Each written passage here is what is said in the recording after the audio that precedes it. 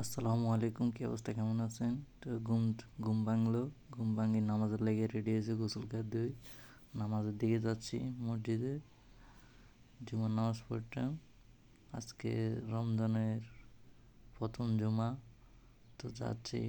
তো এইগুলো পাকিস্তানি ইধারে বহুত ইয়ে। তো এটা মসজিদে নামাজ শেষ করি, নামাজ বাড়িছি, একটু আপনাদের দেখাইতেছি ঘুরি ঘুরি কীভাবে প্রচুর পাকিস্তানি প্রচুর ইয়ে এখানে। আগে চুরি হইলে এই মসজিদ আনি হাট কাটতো, কল্লা কাটতো। এটাই সৌদি আরব বাতার পাশে বড় মসজিদটা আরে। তো যাই হোক, নামাজ টামাজ শেষ করে আসি, একটা সাবিলে মাছ লইছি ভক্তা বানার জন্য। তো এই ভক্তা ইয়া করতেছি, তো যাকে এটা কুটা কাটা হয়েছে এটারে ব্লান্ডার করি, বইয়ে দিছি। তারপর মুরগি আবার ভুনা করতে হবে, মুরগিলে পেঁয়াজ টেস্ট কাটতেছি, এটারে ব্লান্ডার করতে হবে। তো যাই হোক, এগুলোরও কাটি কুটি লইছি। এটাই প্রবাসীদের দেখছেন নি কত কষ্টের জীবন।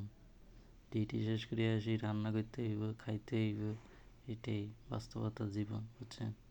মানুষ মনে করে যে প্রবাসীরা অনেক সুখে, সুখে নাই ভাই। এটাই বাস্তবতার জীবন। তো যাই হোক, তো মরিচ টরিচ ইয়ে করলাম, ব্লান্ডার করলাম, হলুদ দিতে আসি, মরিচ দিতে আসি, ইয়ে দিতেছি, জিরা দিছি, লঙ্কা লাচি, দারচিনি এগুলো দিছি। কীরকম হবে আপনারা একটু কমেন্ট করে জানাবেন, পাকটা কীরকম হবে। ওকে, লাইক শেয়ার